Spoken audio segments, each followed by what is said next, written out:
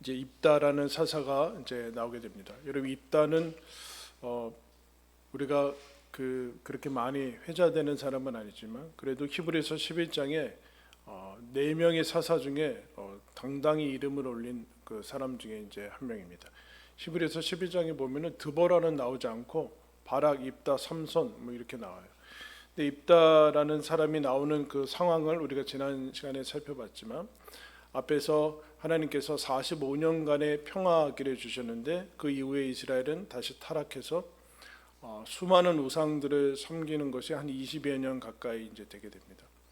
그래서 그들은 하나님을 버리고 다시 이방 신들을 섬기면서 이방 민족한테 압제와 공고가 심해지는 상황에서 더 이상 뭐 이제 어떻게 할 수 없어서 하나님께 부르짖게 되고 하나님께서 그들의 부르짖음에 근심하다라는 것까지 우리가 살펴봤습니다.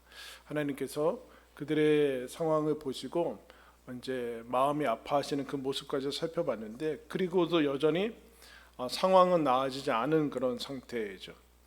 여러분 20년간 외적인 침입과 전쟁과 수탈과 억압을 받아왔으니까 그들의 모든 삶의 부분들은 다 뭐 말할 수 없는 정도였겠죠.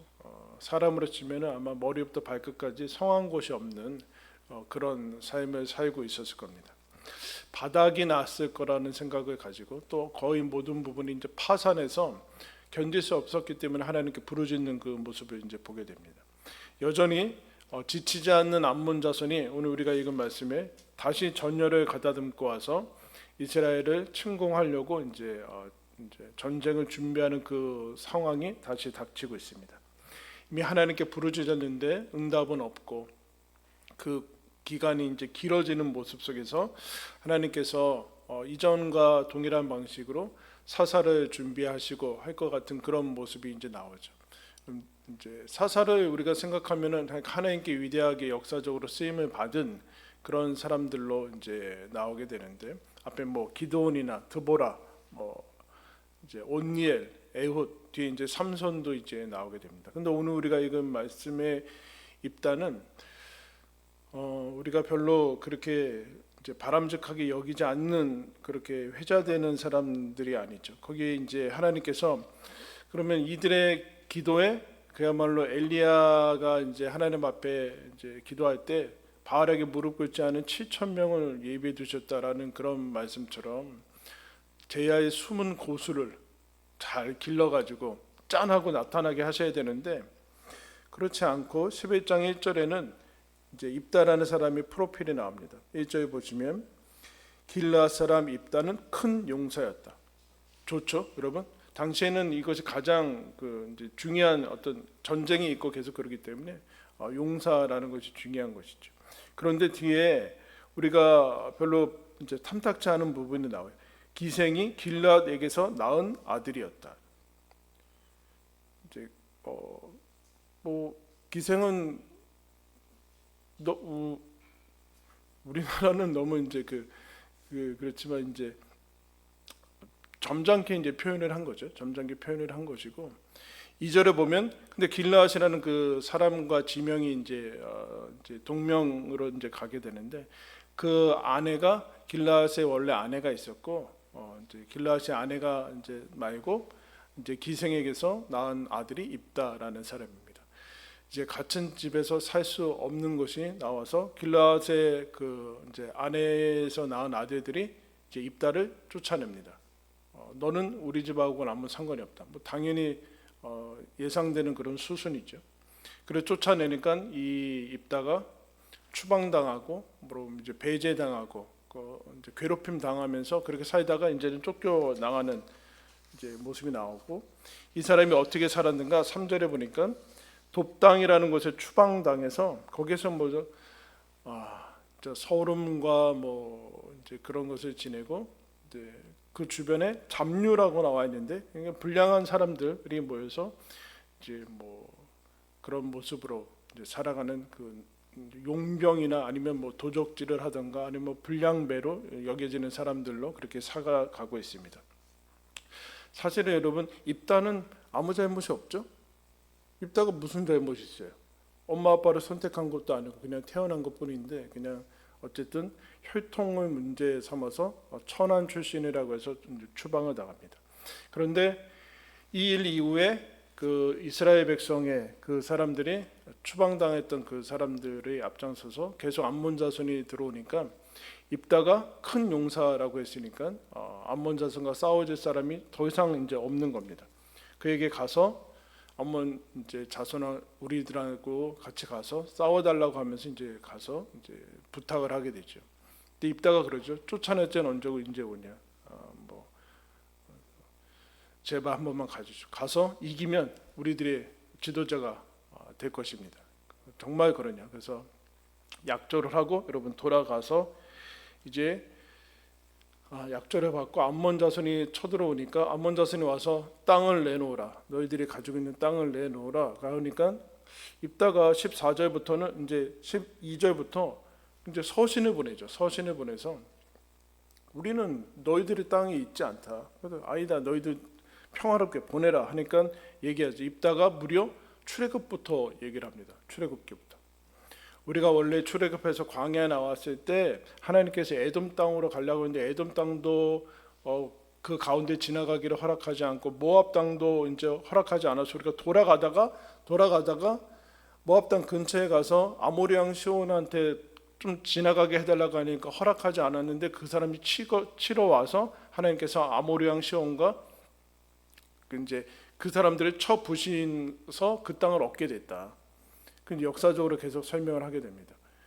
그 다음에도 우리는 그쪽으로 지나가 그 근처에 있었는데 모압 바락이라는 사람, 모압왕 바락이라는 사람이 발람이라는 선지자 아시죠, 여러분? 민수기에 나오는 그 발람 선지자 데리고 와서 이스라엘을 저주하려고 하고 무너뜨리려고 할 때도 하나님께서 그것을 허락하지 않았다. 네가 발람보다 나으냐, 너희들이 발람도 성공하지 못한 것을 성공하려고 하고 있다. 그리고 지금 이 땅을 차지한 지 무려 300년이 지났는데 너희들은 지금 그 땅 지금까지 침묵하고 있다가 갑자기 나오라고 지금 하고 있다라는 얘기를 이제 하게 돼요. 근데 여러분 입다가 이거 암몬 자손이 어차피 지금 20년 가까이 그랬는데 안 들을 거 아는데 뭐하러 얘기를 했을까요? 지금 그 얘기를 이제 사실은 하는 거 하나님께서 입다의 이 서신을 통해서 이런 얘기예요. 300년 동안에 지금 이스라엘이 차지하고 있는 땅은 이스라엘이 은혜로 온 곳이죠.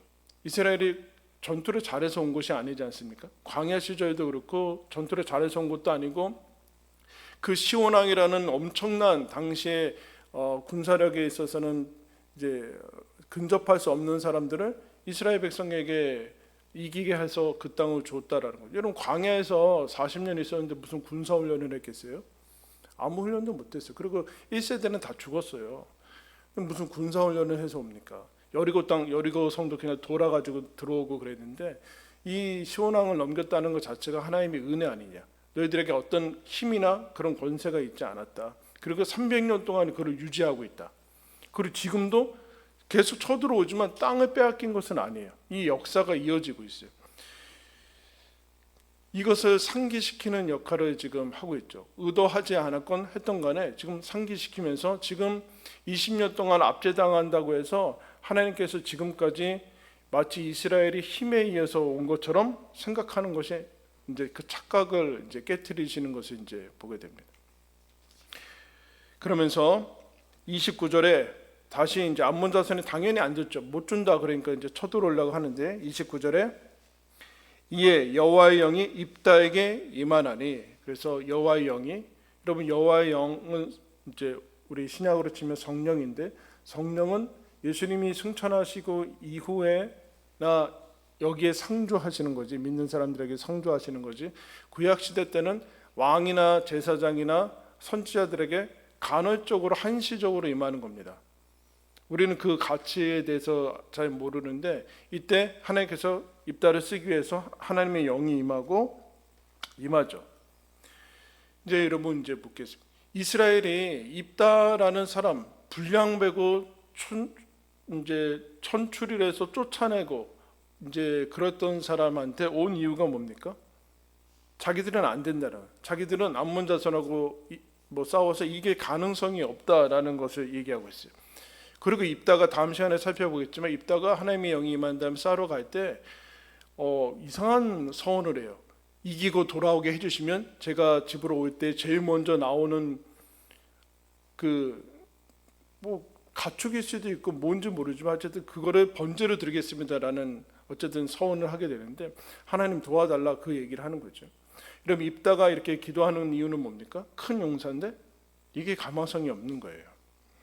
이스라엘이 20년 동안 이게 가망성이 있었으면은 여러분 싸웠겠죠. 입다한테 올 필요들이 없어요. 이런 천한 사람들한테 이스라엘의 장로들이 와서 할 이유가 없죠.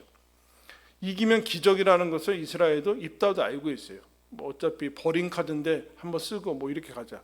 아마 기대도 하지 않았을 수도 있어요, 이스라엘은. 근데 하나님의 영이 임한 것을 이제 보게 됩니다. 이런 표현이 있어요. 내 밖의 능력이 내 행동과 만나서 나를 싣고 갔다. 뭐 이런 표현이 있어요.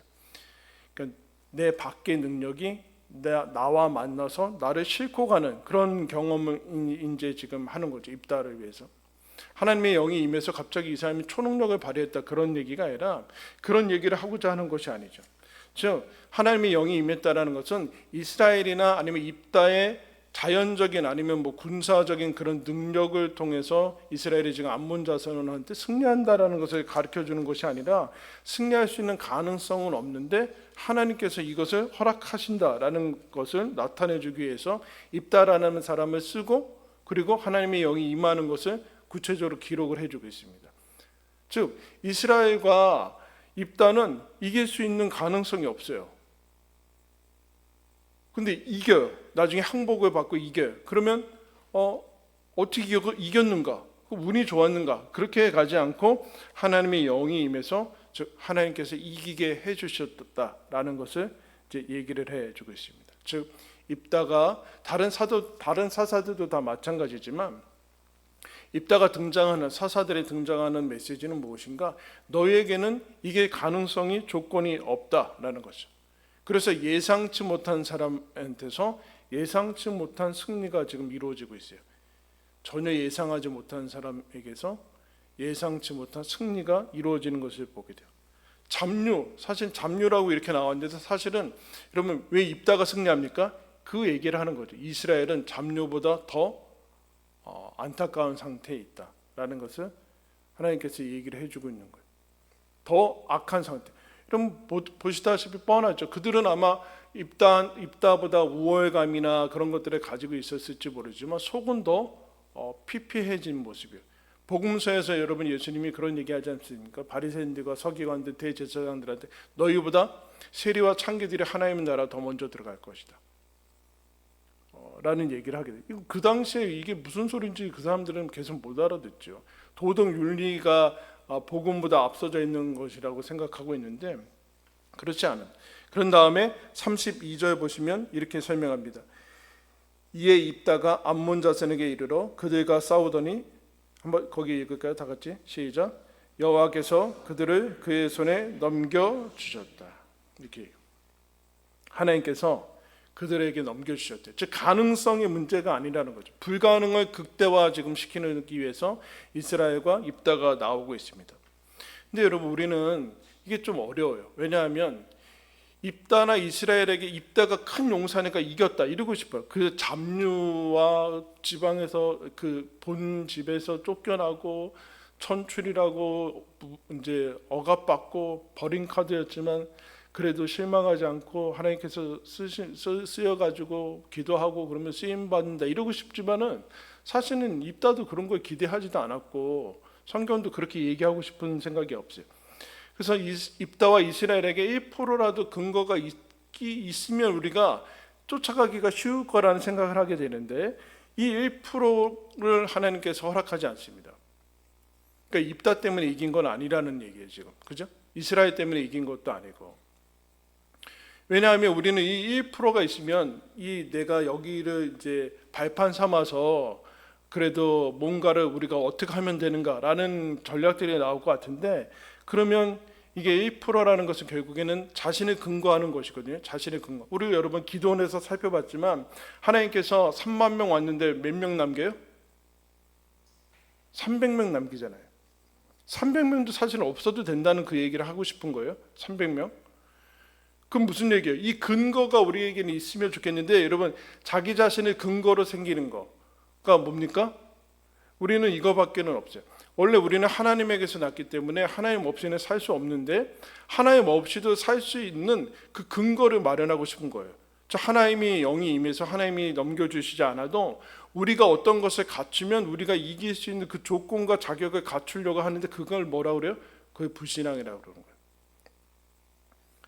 자기 자신의 근거로 생기는 것 두 가지가 뭡니까? 교만과 절망이에요. 뭔가 나를 근거로 해서 뭔가 내가 원하는 대로 잘 되면 우리는 교만해져요. 이상하게. 교만이 뭘까요? 자기 자신의 근거로 해서, 즉 하나님이 필요 없다는 것. 또 안 되면 어떻게 되는가? 절망이에요. 하나님이 없다라는, 하나님이 없다, 잘 안 된다라는. 근데 여기서 이제 자기 자신을 의지하게 만드는 것들. 그래서 이제 우리가 왜 이스라엘은 평안한 데서 실패를 하는가? 가나안 땅에 들어와서 왜 광야에서부터 하나도 나아지지 않는 것 같은가라는 생각을 하게 되면은, 금방 평화기가 되자마자 하나님을 의지하면서 살았는데 이제 하나님이 불필요하게 생각이 돼서 하나님 없어도 이거 살 수 있다고 생각을 하는 거예요. 살 수 있다고. 빵만 있으면, 밥만 있으면 살 수 있다고 자꾸 생각을 하게 되는 거죠. 근데 그 내면은 계속해서 죽어나가서 결국에는 이제 피폐된 삶으로 살아가는데, 그래서 자기 자신을 의지하는 이것에서 끊어내기 위해서 하나님께서 입다를 세우시고 이스라엘을 결국은 부르짖게 하는. 왜 부르짖을까요? 자기가 할 수 있으면 부르짖을 필요가 없잖아요. 근데 그렇게 하지 않습니다. 그래서 하나님께서 이 모습을 통해서 실상을 파악하게 하시는 거예요. 실상을 파악하게. 어떤 실상인가? 이길만 해서 이기는 것이 아닌다라는 것을 분명히 해두고 넘어가십니다. 그리고 무엇으로 나아가는가? 지금 이스라엘은 절망할 상태인데 20년간 다 이제 남은 것 없이 그렇게 돼. 근데 왜 이렇게 하시는가? 우리에게는 근거가 없고 이길 만한 조건들이 없는 것을 왜 확인을 시키시는가?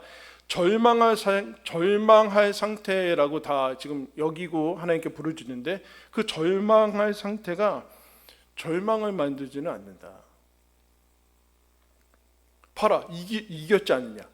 그럼 여기 이스라엘은 자기 자신들한테 자꾸 근거를 찾고 이유를 찾으려고 하는데, 그러지 말고 절망한 상태인데 이겼다. 왜 이겼느냐? 하나님께서 이기게 해주셨다. 그게 무슨 뜻이냐? 라고 묻고 들어가야 된다. 하나님의 영이 임하고 이스라엘한테 임해서 승리하는데, 이스라엘과 입다는 절망의 상태죠. 입다에게는 여러분 어떤 도덕적이나 윤리적인 근거를 찾을 수가 없어요. 우리는 착하면 어쩌면 그런 근거들이 있으면 하나님께서 복을 주신다라고 생각하고 있지만 그런 근거가 없다. 근데 놀라운 것은 하나님이 임해요, 안 임해요? 임해요.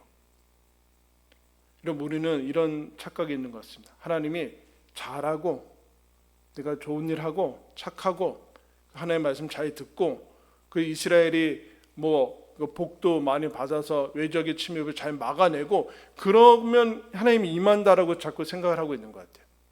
내가 이 모양 이 꼴이니까 하나님이 임하시지 않고 나를 사용하시지 않는다라고 생각하는데, 지금 전혀 바닥에 아주 그냥 바닥을 깔고 있는 사람들한테 누가 임해요? 하나님이 임하세요. 무슨 조건이 있어요? 없다. 조건이 없다. 이런 얘기를 하고 싶은 거예요.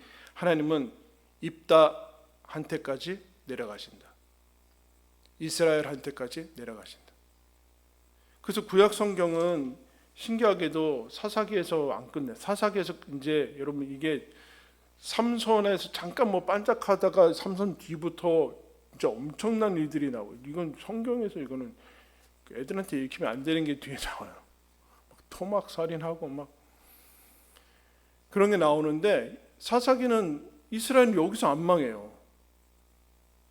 그럼 그래도 좋다라는 뜻이 아니라 하나님께서 지금 입다와 이스라엘 징계를 받는 것 같아서 절망한 상태, 하나님이 없는 것 같은 그 상태까지 하나님께서 거기에 내려가셔서 이스라엘과 함께 묶으셔가지고 운명을 같이 하시는 그 모습들을 이제 보게 돼요. 그래서 사사기는 반복적으로 실패하죠. 반복적으로 실패해요. 여러분 어때요? 이거 어렵죠? 신자가 된 다음에 우리를 힘들게 하는 것 중에 많은 것들, 여러 가지 재난도, 고통도, 삶의 여러 가지 만만치 않은 이런 현실들도 우리를 힘들게 하지만 신자로서 신자답지 않은 모습들을 내가 계속 확인하는 거예요. 이게 어려워요. 그래서 초반에는 뭐 일주일에 한 번씩 그 잘못했을 때마다 하나님 잘못했습니다.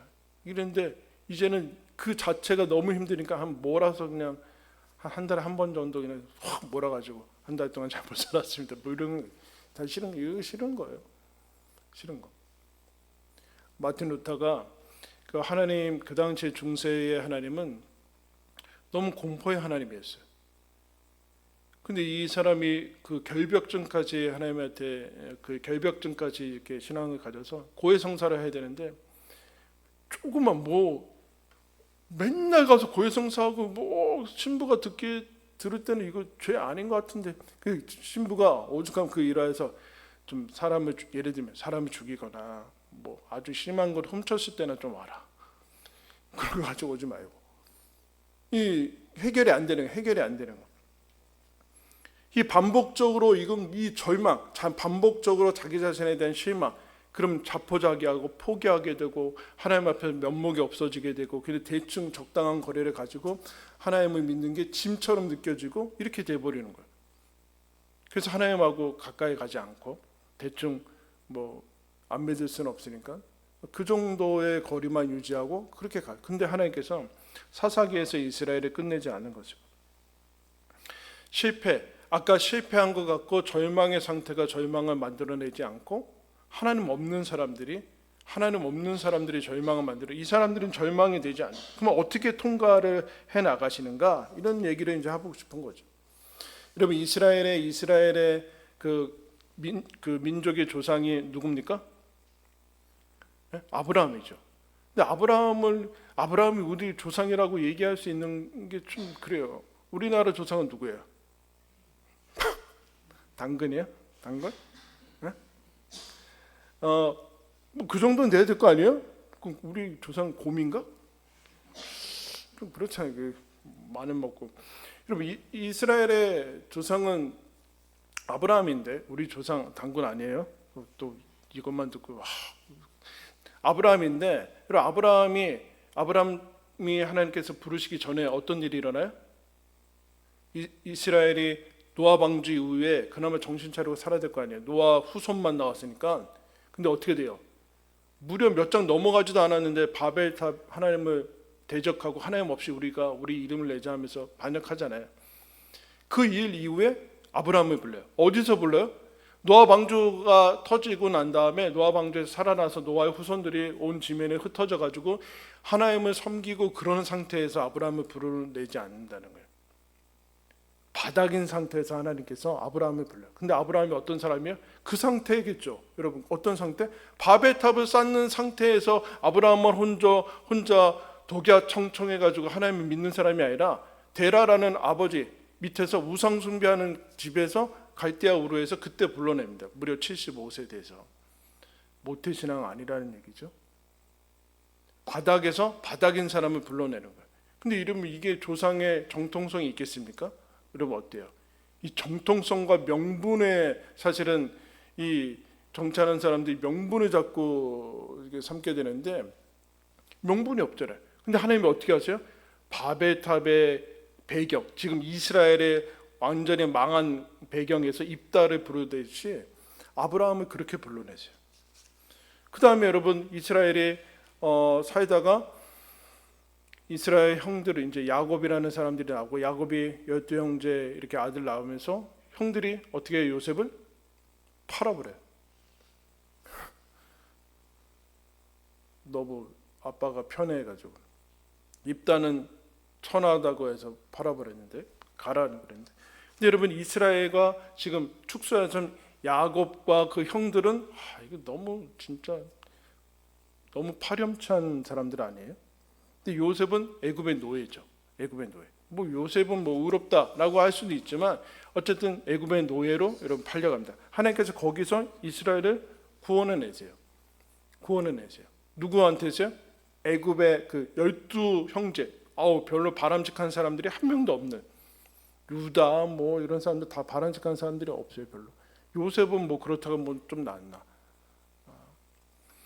그 다음에 여러분, 하나님께서 지금 얘기한 출애굽을 어떻게 시키십니까? 애굽의 노예를 출애굽시키십니다.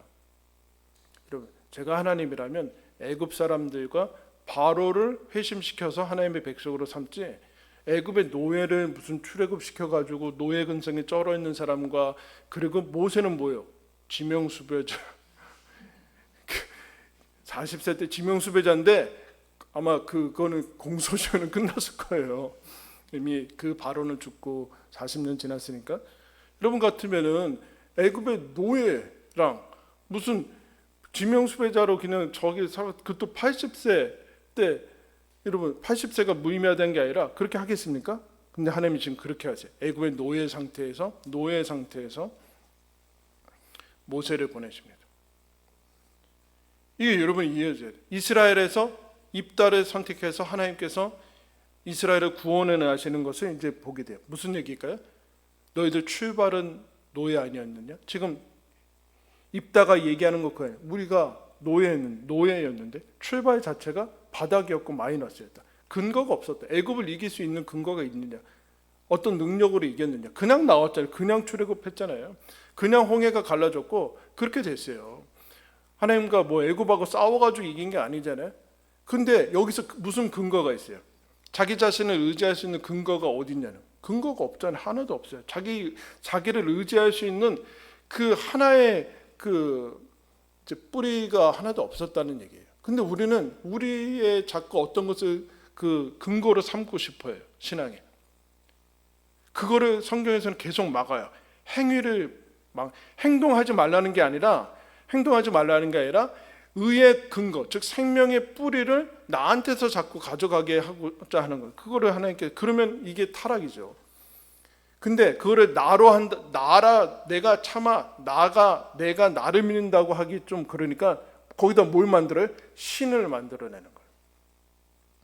신도 이름을 붙이고 그렇게 되는 거예요. 자기라고 할 수는 없으니까 나는 신을, 그래도 하나님을 믿는다라고 하고 싶으니까 이 우상들이 나오는 거예요. 사실은 신은 아닌 것이죠. 하나님이 이것을 끊어 나가시면서 계속적으로 알려주세요. 그래서 하나님께서 어떻게 하십니까? 바벨탑 사건까지 내려가시고, 애굽의 노예한테 내려가시고, 요셉 노예까지 내려가시고, 이스라엘 파렴치한 사람들한테까지 내려가시고, 그래서 이스라엘을 구원해 내시는 거예요. 지금 입다한테 내려가세요. 입다한테 무슨 선한 게 있어요? 이스라엘은 무슨 선한 게 있어요? 쫓아낸 다음에 할 수 없으니까 갔는데, 그래서 입다가 이긴 게 아니라는 거예요. 이게 정리가 되어 있지 않으면 우리는 늘 우리의 기분에 따라서 구원받았다 안 받았다, 구원받았다, 차마 구원받았다 그런 건 아니니까 오늘 내가 뭐 그런 거, 오늘 하나님의 자녀다 아니다, 근데 그러고 있게 되죠. 하나님이 언제 찾아왔는지를 놓치게 되는 거예요. 하나님 언제 찾아왔는지. 여러분 언제 찾아왔어요? 하나님께서 우리가 아직 죄인 되었을 때, 파렴치하고 하나님 몰랐을 때, 그때 찾아오죠. 요한복음 4장에 가면 여러분 모든 사람들이 고개를 흔들었던 사마리아 여인이 나오죠. 출신이 사마리아 여러분, 유대인들이 지옥이, 하나님께서 지옥의 땔감으로 만들기 위해서 만든 사람들이다. 그게 사마리아인이에요.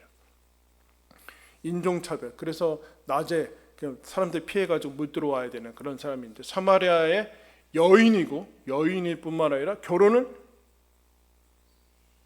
셀 수 없이 했어요. 셀 수 없이. 오늘날에도 그렇게 하면은 진짜 신문에 날 텐데. 근데 주님께서 그 사람한테 그랬죠. 물 얘기하면서 네 남편을 데려와라. 지금 살고 있는 그 사람도 네 남편이 아니다. 어떻게 알았지? 가르치려고 그랬는데 뭐 이런. 근데 이거에 놀래서 그 다음에서 메시아라는 것을 알아보고 사람들한테 물동이를 놓아두고 가서 뭐라고 합니까? 내 과거를 다 아시는 분을 만났습니다. 메시아를 만났습니다. 이렇게 얘기해요. 메시아를 내 과거를 아는 분이라고 얘기하고 있어요. 이런 무슨 뜻일까요? 내 과거를 알았다라면, 나는 그동안 내가 믿고 있는, 내가 알고 있는 하나님은 내 과거를 알면은 안 찾아오는 하나님. 유대인들한테나 착한 사람한테나 윤리 도덕적으로 깨끗한 사람한테나 나 같은 다 찾아와도 나 같은 사람한테는 안 찾아올 뿐인데 그분이 나한테 찾아왔습니다. 그래서 그 감격을 가지고 지금 동네에 들어가서 얘기를 하는 거예요. 찾아올 줄 몰랐다는 거죠. 찾아올 줄 몰랐다는. 이런 핍박자 바울이 핍박자죠. 스테반 죽이는데 앞장서고 이스라엘을 이제 교회 기독교인들을 핍박하는 사람들을 쳤는데, 이 사도 바울이 정말로 그 예수와 예수 믿는 사람들이 여호와를 대적한다고 이단이라고 해서 죽이고 그런 거거든요. 조금이라도 의심을 가지지 않고 절대 확신을 가지고 했던 사람인데, 예수님을 만나고 그게 아니라는 것을 충격을 받고 그 다음에 더 놀라운 것은 뭘까요? 자기가 메시아라면 여러분 나 같은 사람한테는 안 찾아오죠. 그냥 심판받던가 죽이겠죠. 그죠? 근데 내가 그동안 믿어왔던 이제 안 믿었던 그 예수가 무려 내가 대적했던 나한테 찾아왔어요. 나한테 찾아와서 나한테 구원을 베푸세요. 이건 말도 안 되는 거예요. 심판이 떨어져야 되는데 구원이 떨어진다고 얘기하는 거예요. 내가 그래서 알고 봤더니 최고의 의인이라고, 하나님의 열심을 부리는 최고의 의인이라고 생각해서 하나님을 그동안 잘 믿었다고 생각하는데, 내가 최악의 죄인인데, 근데 최악의 죄인으로 하나님과 완전히 반대되는 방향으로 갔는데 하나님이 거기에 지옥이 아니라 예수가 서 있는 거예요. 예수랑 부딪히는 거예요. 네가 핍박하는 예수다. 누굽니까 당신은? 네가 핍박하는 예수다. 여기에 놀라는 거예요. 내가 핍박하는 예수가 나를 죽이지 않고 나를 만나러 온다고? 나 같은 사람은? 하면서 이제 내가 죄인 중에 계십니다 하면서 여러분 신앙을 고백하지 않습니까? 그게 무슨 뜻일까요 여러분? 하나님이 나한테까지 내려오셨습니다. 나한테까지 오셨습니다. 만삭되지 않은 나한테까지 오셨습니다. 이거는 무슨 뜻이에요? 나한테는 아무 이유가 없습니다. 근데 하나님께서 찾아오셨습니다 라는 얘기예요. 여러분 십자가가 뭡니까? 십자가가 골고다에 세워지죠. 골고다는 뜻이 뭐예요? 해골이라는 뜻이에요. 해골.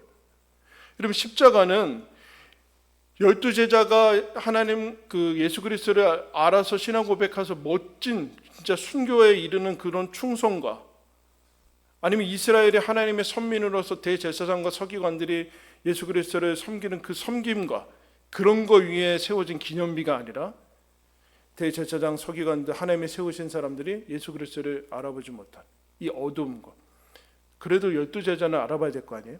근데 12제자도 다 버리고 배신하고 가룟 데다가 팔아버리고 하는 이 말로 표현할 수 없는 이 비열함, 배신, 추악함, 그리고 유대한테는 사용할 수 있는 근거가 없으니까 자기들을 압제하는 로마 힘이 불어서 죽이는 이스라엘.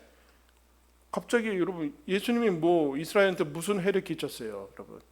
별로 해 끼친 게 없잖아요. 해 끼친 게 없는데 그들을 압제하는 이방인한테 힘을 빌어가지고 죽이는 이 로마의 모습들, 인간 최악의 모습들, 아무런 희망이 없는 거, 그야말로 무덤, 해골밖에 없는데 여러분 거기는 피해야 되잖아요.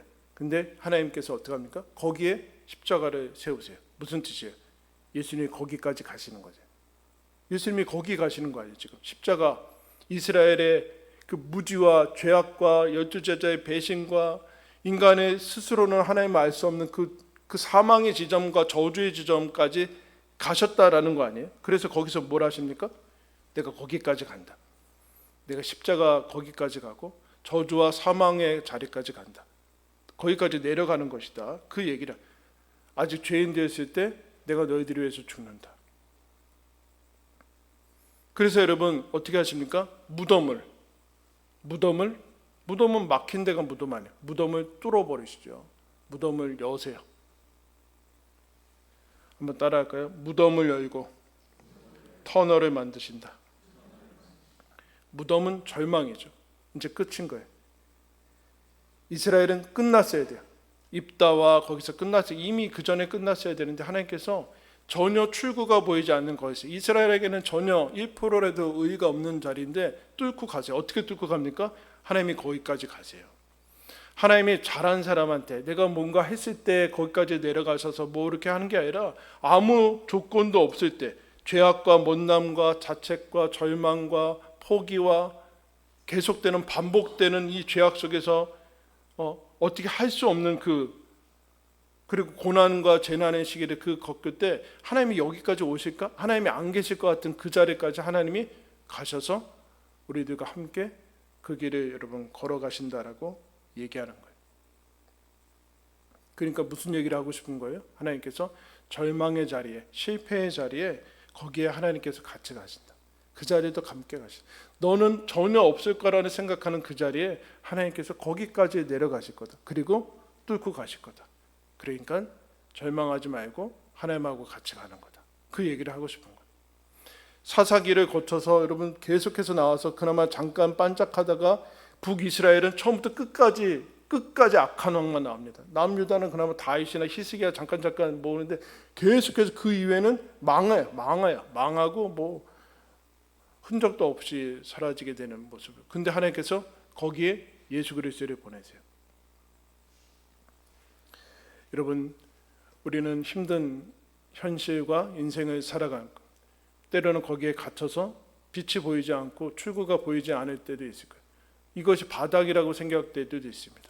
더 어려운 것은 거기에서 우리 자신이 믿음의 모습을 보지 못할 때 너무나 힘겹고 또 반복되는 모습에 자책하고 자포자기하게 하고 체념하는 그런 모습들을 보게 돼요. 그런데 하나님께서 뭐라고 하시는가?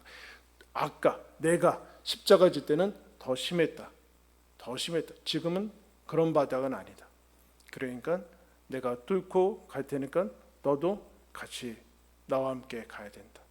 은혜 받은 자답게 죄인 중에 괴수라고 고백하는데 하나님 앞에 죄송함과 그 미안함을 넘어서서 그것이 절망과 멈춤이 아니라 계속해서 하나님 앞으로 하나님의 이 미안함, 하나님 앞에서 이 죄송스러움이 하나님의 사랑으로 채워졌다는 이 말할 수 없는 바닥과 이김, 이스라엘의 절망과 암몬을 이기는 승리 사이에는 아무런 연관점이 없어요.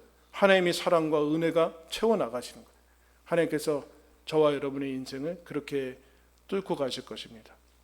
힘들고 어려운 상황 가운데 혹 있을지라도 내가 내 자신을 보면서 어려운 상황이 있을지라도 여기는 무덤이 아니다. 절망이 아니고 하나님께서 소망으로 계속 걸어가신다. 마침내 터널은 지날 것이고 빛이 우리들한테 다가올 것이다. 하나님이 나 있는 자리까지 임재하신다라는 거 기억하시고 힘내어서 주님을 또 힘써 붙들고 살아가시는 저와 여러분들 되기를 예수님의 이름으로 축원합니다. 기도하겠습니다.